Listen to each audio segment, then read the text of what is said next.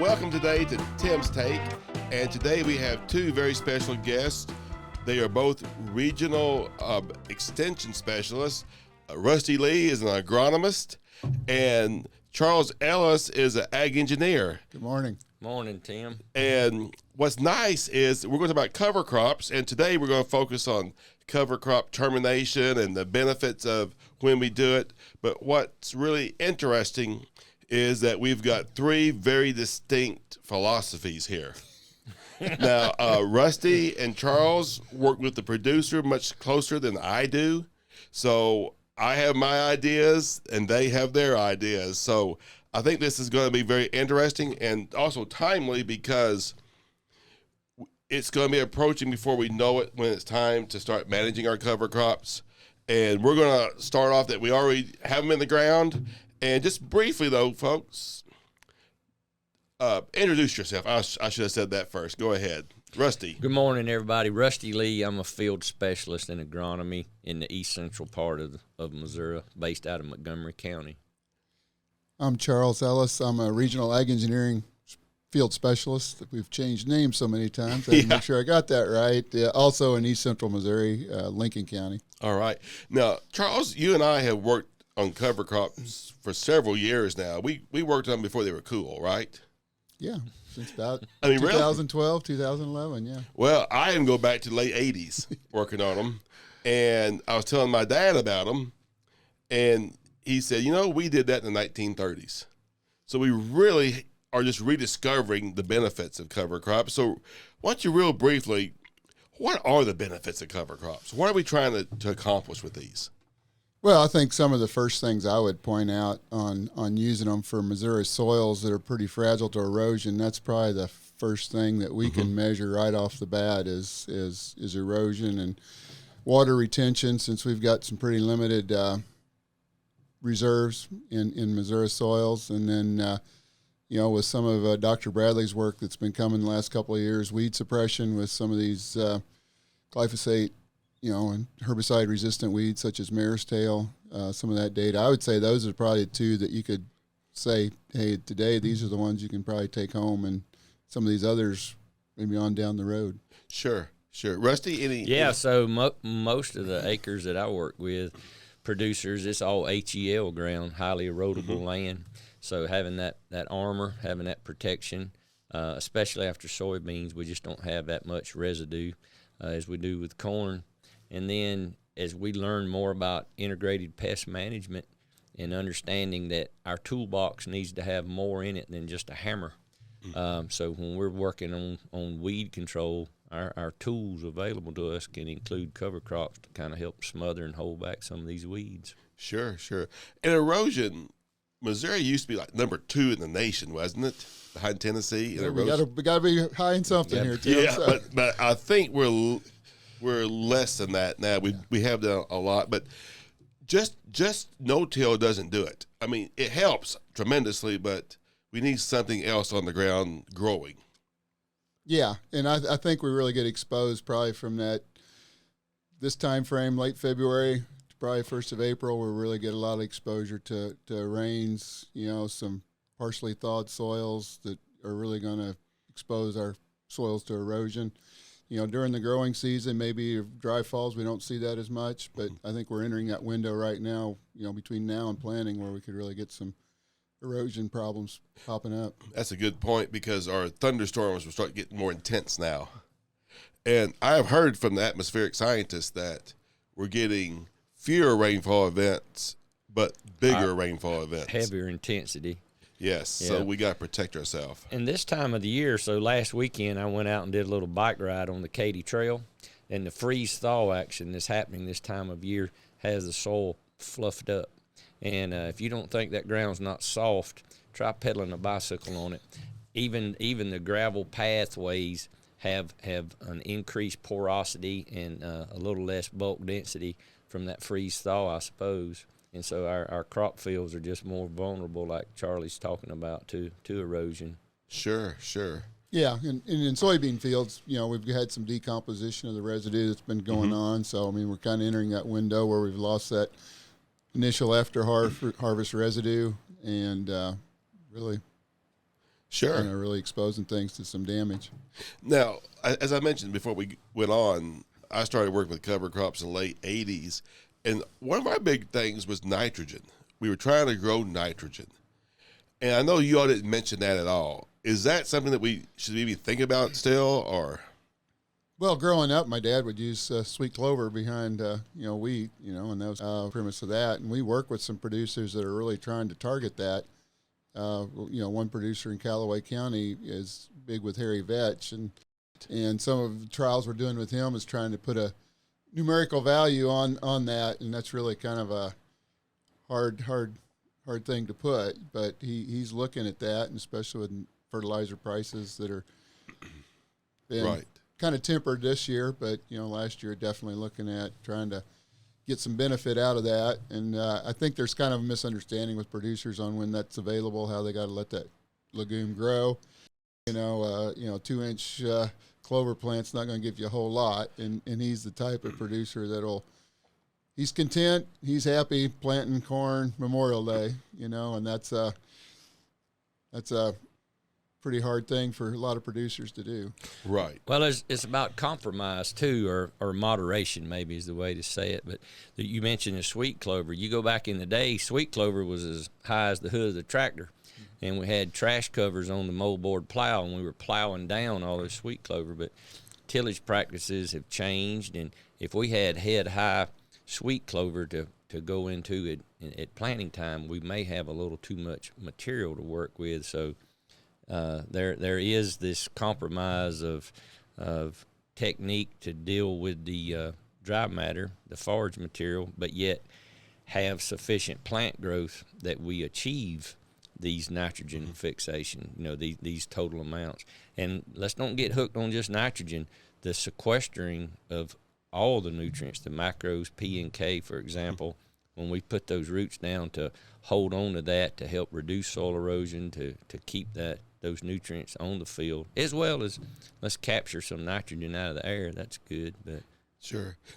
I've also have seen the data that shows a 12-inch hairy vetch or clover, it'd be much higher in nitrogen and a lot more available when it is terminated than one that's rank growth. oh well, the more tender and succulent Yes. the growth, the faster and easier it decomposes. So there's some management there also. But now, before we get into termination, you hear a lot of folks talking about grazing a cover crop, and I hear farmers say, if I'm going to plant cover crop, I need another benefit out of it other than just soil erosion, even though that's valuable. But so grazing is a possibility. Now, we talked before on the air, there's some things you need to think about.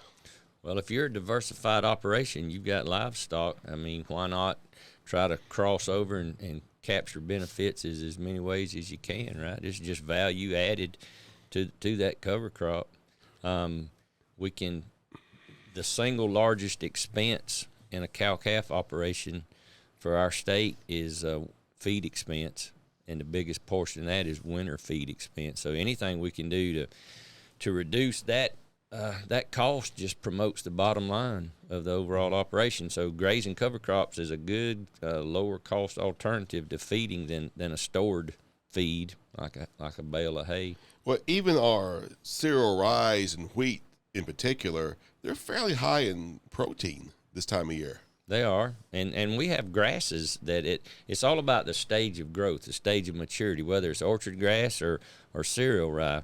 It depends on its stage of growth or its maturity level. You can have very adequate protein levels. Like 20%. Correct. You can Yes. have excessive protein, more than you really need. And that goes back to, we want to make sure we have the energy and the protein in balance, isn't it? Yep, the energy becomes, when you compare energy and protein, energy is the one that's more expensive to supplement. You think about it, if you put some material out there like standing grain, milo, and we're going to graze that, there's your energy source. Or if you have down corn from windstorm or whatever you couldn't get picked up, there's your energy. Protein supplementation is a more lesser expense to supplement. So take care of the energy first, and the protein's a lot easier. But we can certainly pick up protein out of these green growing cereal grains. Wonderful. But as Charles, you pointed out, there's some, yes, we got to think about labels, don't we, on our herbicides that we applied last year. I'm far from a label expert, Tim, but yeah, I mean, we Go ahead pretty and much explain all it. have to refer to the label as far as carryover intervals, things like that, and Because I hadn't even thought about so that until you mentioned that's it. kind of sometimes kind of let's push that off the side. We're not going to mention it; it's not there type of thing. But we need to. We need to. We yes, really do. yes. So check your label of what yes. you applied last spring on your corn residue or soybean soybean and kind of an off take, not really grazing, is in east central Missouri area is baleage is becoming popular with these cover crops. I mean, it's not grazing, and then some will argue, well, it's no longer a cover crop, it's a crop, and so you got also have to look at that as far as crop insurance, things like that. But some will be putting up baleage, what, before, mid-May or so? yeah, and then come back with soybean crop, and producer we're working with in strip trials, he's trying some great forage wheat. I'm not sure what forage wheat is this winter, but he's trying that for next spring, and I don't know if it's a labeling issue, promotional issue, thing or what is with forage wheat, but he's trying some different cereals like that for feed quality for Sure. cow herds. So. Now, label restrictions, this is not new information for livestock producers. We've known with pasture and hay herbicides, you pick some of the popular ones that are restricted use, have a little picloram in it, like Grazon P plus D. There are grazing restrictions, there are haying restrictions. So you can hay that ground, but you're not allowed to export that hay off of your property. You can feed it to your cattle, but you can't sell the hay. So, I mean, there are some rules that go along with unintended movement of pesticide, that transfer, Sure. that crop removal. So this is not new. It's just that the label language is trying to catch up with the usage of our fields. And as people are doing more cover crop grazing, we've got to start paying attention to how the previous cash crops pesticide program, how that label allows or disallows, or does it address that? So we may have to even plan a year in advance to make sure we get our pesticides matching what we want to do. So when do we pull the livestock off these cover crops? And there's two different philosophies here. Let's talk about one. We probably ought to do it pretty quick because, like you said, Rusty, the ground's starting to fall apart on us.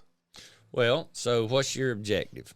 So is your objective to maximize the amount of time that we can not feed a stored grain or stored feed? Can we get the use of the cover crop for the cattle as long as possible at the detriment of the cover crop benefits to the soil? As we eliminate top growth, we actually impact root development.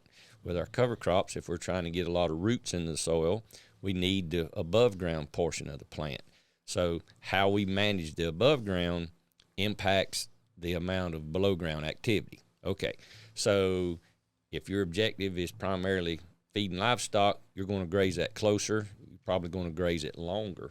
If you're trying to maximize the soil health benefits or the nitrogen capture or nutrient sequestering, you're probably going to graze it more lightly. And then we always see this time of the year, I always say Valentine's is when things start falling apart. In more ways than one. I tell you, I got the wrong kind of chocolate strawberries once. So when it gets above freezing and it's raining and the ground's soft and the cattle can really, a lot of pugging, a lot of hoof traffic on that soil, it looks pretty rough. My comment is on that day, those cattle were going to be standing somewhere. And I would prefer them being in a crop field where I have the option of some tillage for remediation much easier than I do a permanent pasture where to correct that, and then we got to reseed permanent sod. I think it's a lot easier and cheaper to work with our crop fields in that respect. Save that pasture for spring green up.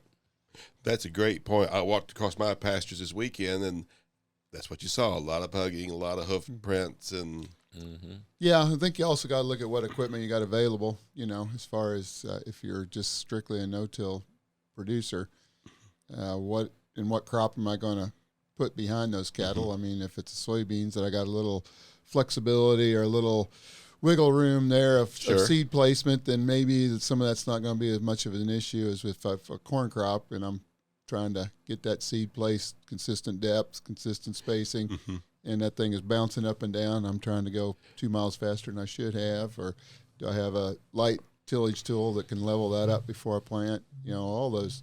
I mean, I don't think the data really doesn't show that cattle are really going to cause a compaction problem, but it's just going to be that surface seed zone, planting zone there you're going to have to be concerned with, like Rusty said, to get that fixed so you can get a seed bed there. And I work with a producer that is a big no-till operator, and he'll go right behind cattle graze ground with hoof tracks and no tillage. He just slows the planter down and allows it to follow undulations, and he does a good job, gets along well. So it's mostly getting our depth right and such, not so much that the plant's going to have compaction problems. Right. It's just a mechanical planter, that physical action of placing that seed and covering it. So a lot of this goes back to having our planters set up properly, and that's a whole nother can of worms. That's why we have an engineer here. Another episode. Yeah. Well, we'll touch on that today. So, Charles, you showed some neat slides on rooting depth. I'm surprised how deep those roots really get.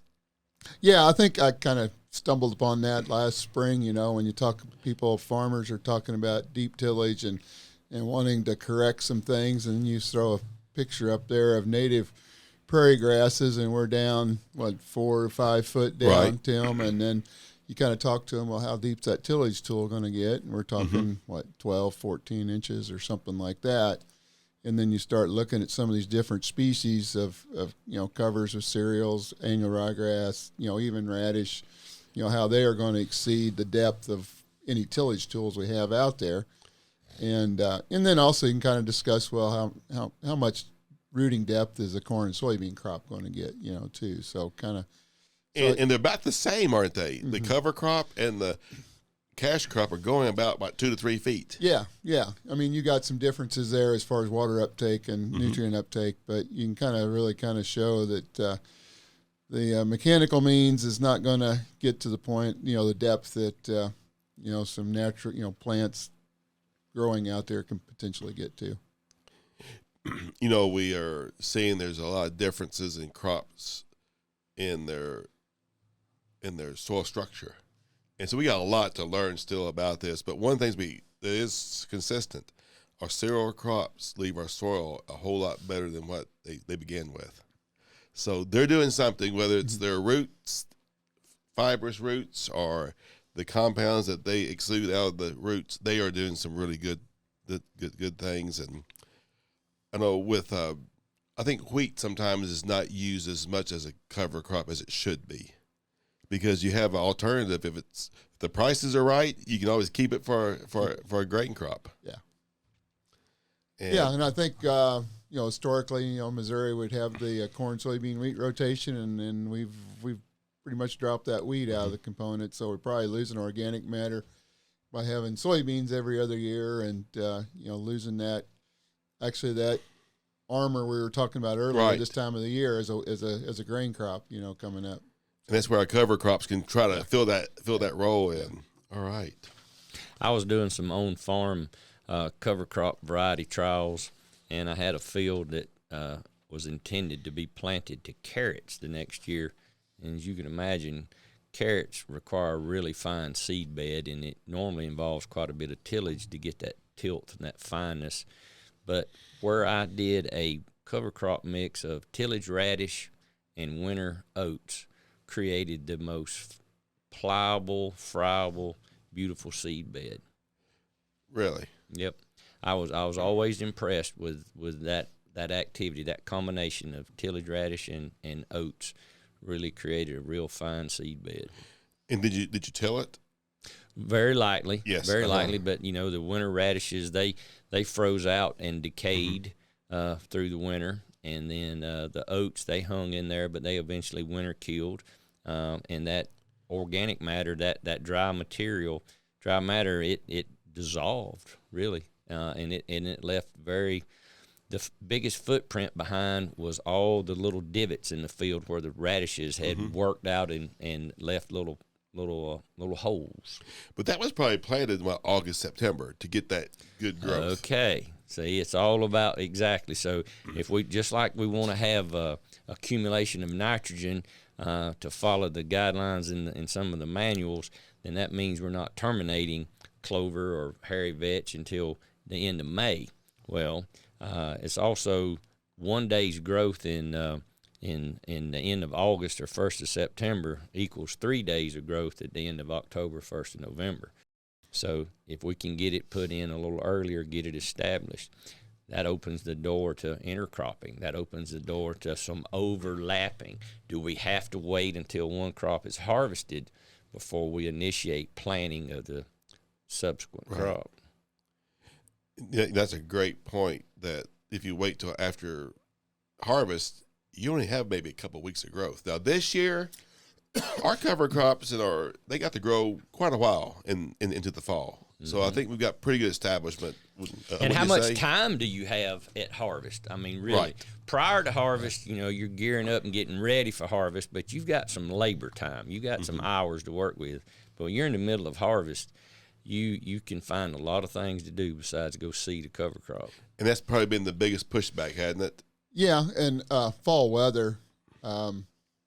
We had a great harvest weather last fall, but at the same time, like I do, broadcast my cereals. At the same time, they laid there for several weeks before we got enough rainfall to get them to germinate. Whereas if I drilled them or used a precision planter or something like that, they probably would have still come out of the ground, even though the ground was really dry. But so it's kind of a plus and minus type thing there, and with cereal rye, I don't really fret over that because it's there, it's out of the ground, and here in the next few weeks, it's going to wake up and take off. But with Rusty and the radish and oats, you got a shorter window there where you probably want to get that in the ground and get that growing and maximize that growing season.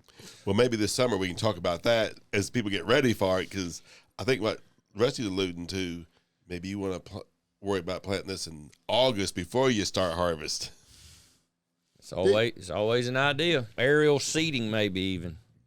Well, now let's dig into when do you terminate, and this is really what we're here for, and we have different ideas on this. So, Rusty, why don't you start out your philosophy? If when you finish terminating your cover crops, you don't have to re-winterize your sprayer, I'm thinking you waited too long to terminate. Oh, no. No, seriously, somewhere in there. So how is this your first year of trying cover crops? Are your planter or your mechanical systems, are they adapted and modified? Are you ready to deal with planting green, or do you want to ease into it? Some people dive right into the deep end and have a good experience, and others do a lot of dog paddling. So you can go too early. And I've seen cereal grains, for example, if we haven't had 3 days of 50-degree weather to have some actively growing covers, and they're sort of broke dormancy and they're kind of growing, we hit them with some glyphosate products. It's almost like we toughen them up. We kill half the population, but half of it survives. Now you'll find you've got a cover crop that's a little harder to take out. So I like for it to be actively growing at 3 days of 50 degrees. But before I get too much rank growth, I like to go ahead and terminate. Now, Charles, with that, what would you think the root growth has happened? Are we getting that full benefit? The root growth and maybe the erosion protection? I guess maybe not the full benefit, but I'd maybe back up here a little bit and say first thing you need to do is have your own sprayer, or have a very good, service supply person that's going to be there when he needs to. Make sure you can get over those acres when you need to. If not, then look at something that's going to winter kill, whether it be radish, oats, something like that. So I think that's the first step you got to acknowledge is I got to be timely in spraying if that's my own sprayer. Probably the most recommended thing I would say is that.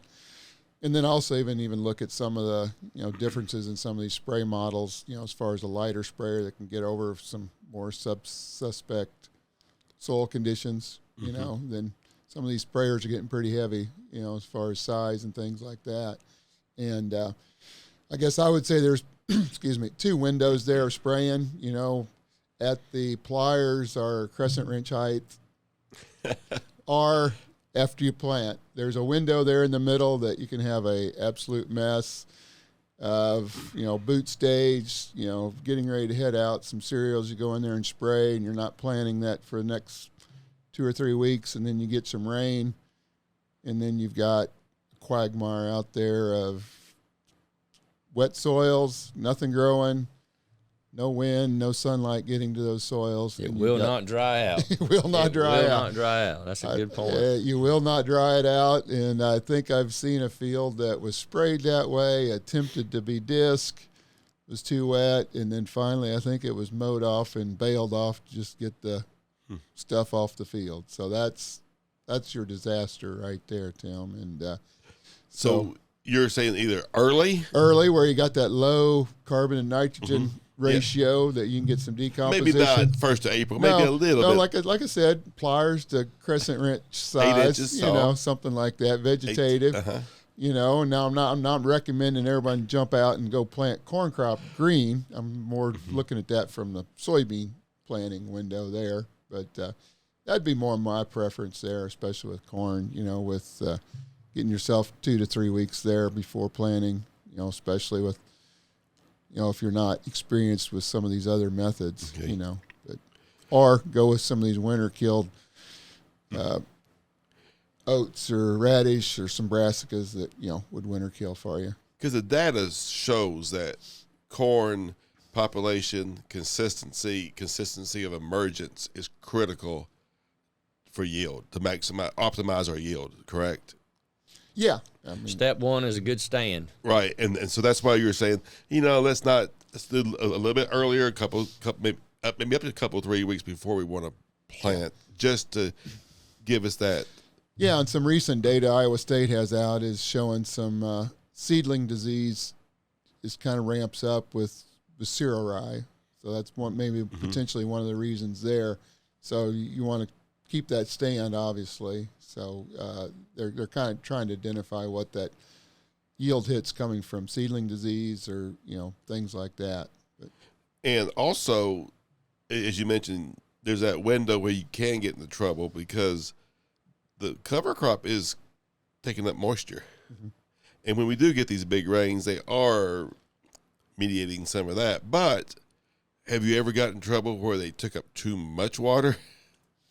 Well, certainly. I mean, you tell me what the weather's going to do this year, and I'll tell you when you need to, do every operation, right? So usually the biggest hiccup is a producer has cover crop, they want to try it, and they terminate it just before they're going to plant, but they don't plant, and then it rains. And now we've got a cover crop that won't pull moisture out of the ground.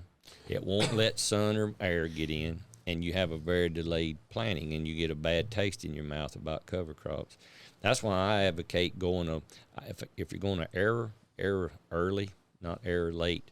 And then if you want to experiment with some planting green and ease into that, make sure you got your planter set up. I'd rather have 20 acres of a mess trying to plant green than 200. So just ease into that would be my recommendation. Sure.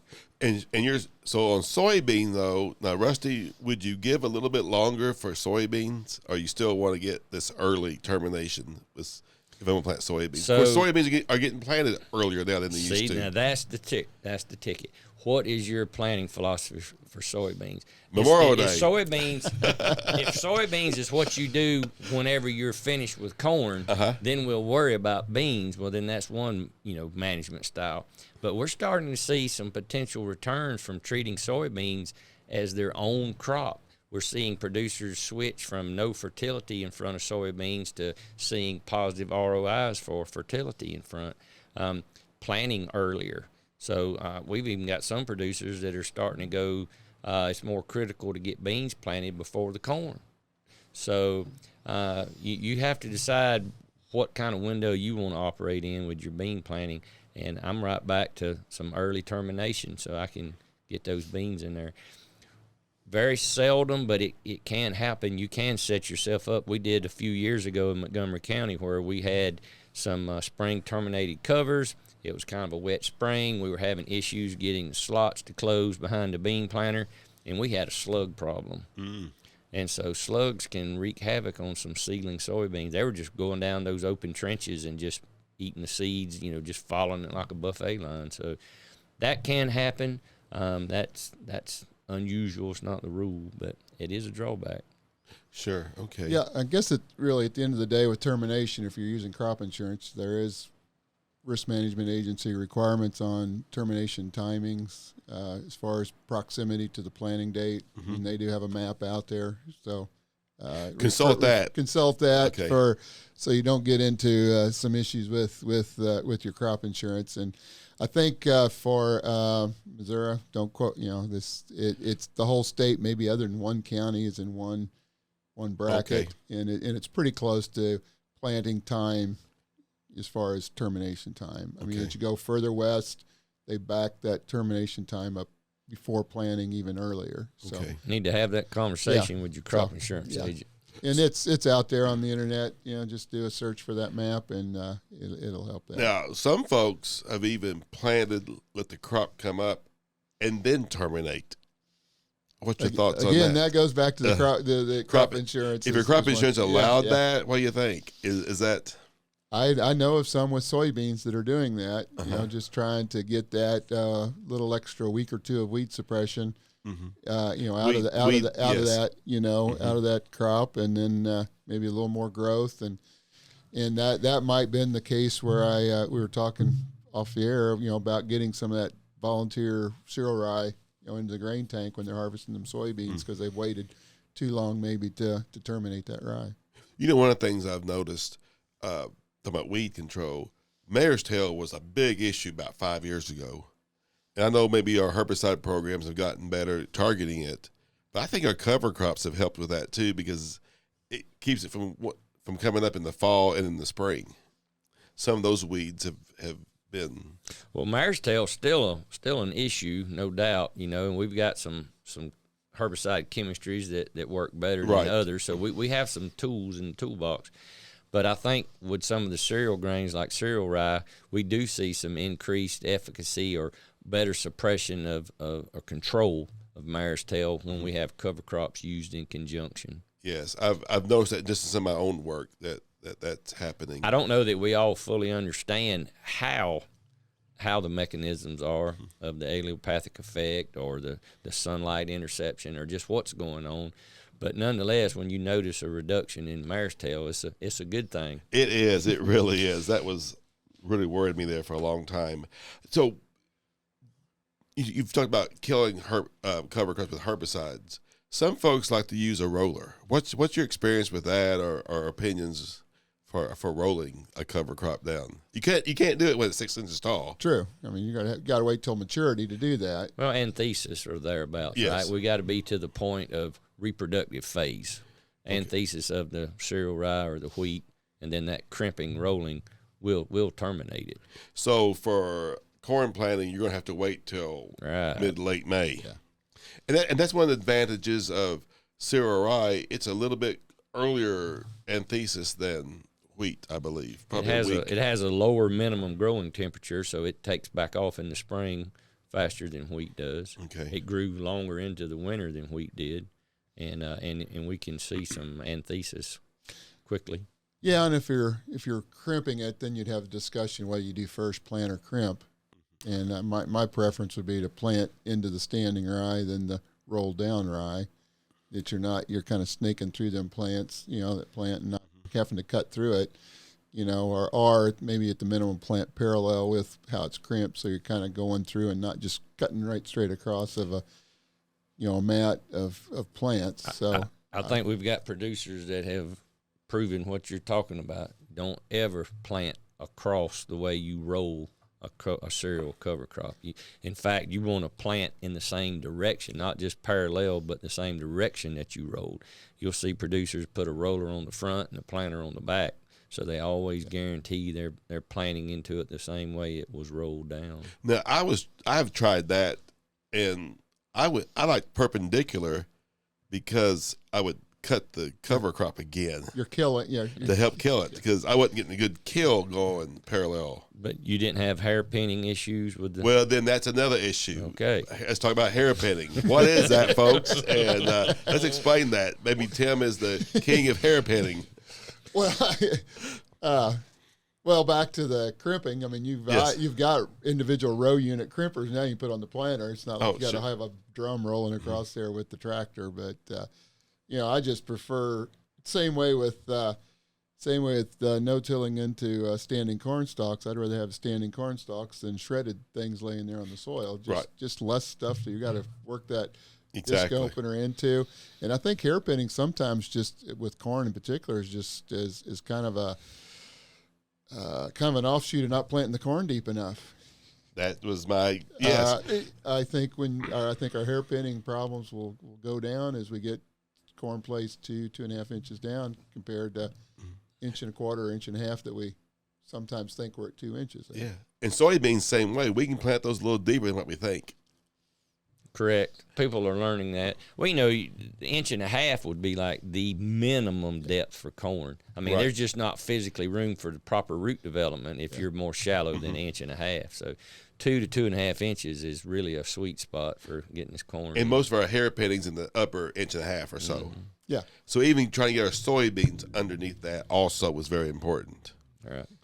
Okay, great. I think some data that Newell Kitchen and Jeff just had last winter with some of Precision Planning's add-ons were showing, deeper planting depth of the corn, hairpinning. This is ARS research. Yeah. You're quoting, Yes. right? Mm-hmm. Yes. And those management things are very important. And that's why you say, when you start this, don't jump into it all the way, because you'll learn on your own soils how this works a bit better. Yeah, I mean, a farmer's got to survive year to year. I mean, we want to think long term. We want to think 10 years into the future, but we also have to survive this year. And if we're not careful, if we plunge in and try to do too much too quick and learn as we go, we can learn the same lesson on 10 acres as we would on 1,000. So let's learn our lessons, kind of figure out what we're doing before we get too invested. Don't bet more than you can afford to lose. Right. And we've talked about planting green. That does work well in certain times if you can terminate it at the right time. And you have to remember, when you terminate the cover crop, the water stops being Pulled out. Being pulled out, but it also traps a lot more water. Now, I will say that we've had a termination study here at the University of Missouri in Central Missouri, and we found out as we delayed termination till planting green that we could see those soil health effects deeper into the summer and actually see it the following spring. Now, does yield always come with that? And that's my question. I want you to now tell us what you saw in that year's crop yield response. So you saw in that year, the longer you waited to terminate, you saw increasing indices of soil health. What did you see with that year's yield as you terminated? What I found is that, just like you all talked about, early did great, late did great. Right. There's an in-between where you do get in trouble. Right. There's a Goldilocks deal with this. You know, it's got to be just right. It can be, Yeah, and this is just managing, learning more as we go. So let's then talk about the slugs and the voles. You've talked about the slugs, and I have seen data that shows out of the east, out of Pennsylvania, Maryland, Ohio, that planting green, you may have less slugs because the slugs love legumes. They love that tender. They'll leave the soybeans alone because they love soybeans too. Well, you have that green, and then they also like moist conditions. Well, think about the habitat, so Yes. if you keep cool, dark, moist, if you terminate and you're not planted and you've got this mat of material that's creating perfect habitat, those slugs are going to be sitting there waiting, perhaps. Right. So we got to think about that. And you also mentioned not not covering the seeds well enough, having those furrows open back up. And that was just a matter of soil moisture. And so maybe we can overcome some of that by having better equipped planter, okay, Yes. spike closing wheels or what have you. So you got some options there. You have to be prepared. Right? You're making a big change, so we got to make some preparation for it. But the slug damage was primarily due to the fact that we couldn't close the slot. And that year, the cover crop and the wet spring just set us up to where we had slugs waiting, we had beans that we couldn't cover, and slugs appreciated it. They took advantage of it. When I was looking for that slug information, I started thinking, oh, this is what I see sometimes when I try to plant maybe a little bit too wet. We push it a little bit too hard, and we don't close up well enough, or I don't have the right closing wheels. And I use the slug example in my pesticide applicator training. We talk about knowing your pest and knowing your pesticide and reading these labels. And I've watched a lot of insecticide get applied trying to control slugs. And They're mollusks. I tell my They're not producers, insects. I said the only slugs that got killed spraying an insecticide was the one the sprayer tire ran over, right? So knowing your pest and knowing your pesticide is a big piece of the control. That's really good. Yes. Well, on voles. I was going to say, the Charles, you're the challenge vole on man. voles, I've had that experience, and 2 years ago, and you start studying voles. I think they do kind of run in cycles as far as populations ramp up and crash, probably related to predators, whether it's coyotes, bobcats, hawks, things like that. So I mean, you kind of want to keep those predators around for that reason. And then when you're planting green into standing rye, you don't see those patches until you're back post spraying, because they're just hard to see. When beans are that tall, you're not going to really pick that out. And voles will not touch a water hemp plant, or they won't touch shatter cane. And then you got these islands of weeds out there late in the season that are pretty hard to look at. And voles tend to like soybeans just like slugs do. Yeah. They like the high protein. But they will not touch the weed, the water, our favorite weeds. That's right. They just are versed taking those taking care of those for us. So, but and I think in that strip trial 2 years ago, the voles did cost us 2 bushels or something. Really? I guess you look at the field with the drone, and it looked much worse than that. But well, it's kind of unfair in a strip trial. Yeah. Because what we do is we do early termination of, when we're comparing early versus late. So you have all these strips that are killed out early, so the habitat is destroyed. So all the voles move over to where there is good habitat, and so then you see a magnification. I think on voles, not getting the problem is the best thing, because it's harder to get rid of them once you get them. Yeah. And we talked about, we hate to say the word tillage, but light tillage could help some. Some people will think just the light tillage of Great Plains style drill with the coulters is something that knocks them back, things like that. Sure. It seems like they do like to colonize on terraces if you got some terrace fields on that higher elevation there type of thing. And I think previous year's weed pressure, if you got some weedy areas in the corn in particular, they'll kind of start their colonies maybe in maybe foxtail or something like that you had in the cornfield previously. I think if you have clean cornfield prior to that, that probably is helping too, as far as keeping. It's like miniature prairie dogs we got going on Yes, here. yeah. And having roost for the hawks sometimes helps out, and how you manage your grass waterways can make a difference too. We want to make our waterways beneficial for our pollinators and our wildlife, but we have to do some trade-offs there as to also manage our vole population. Well, and we're seeing some of the mitigation efforts for some of our herbicide labels coming out. The mitigation credits involve some of the field borders and 30-foot, 60-foot. And so as we start trying to comply with these labels, we got to think if we're going to add these buffer strips in of vegetation, what else are we going to be pulling in? One thing that we found out, 30-foot buffers were optimum. You get much past 60, they become playgrounds for a lot of wildlife. Right. So we got to watch that. We've just extended that out into the field. Yes. Charles, you have a 2 years longevity trial. Explain that and what you're thinking on that is.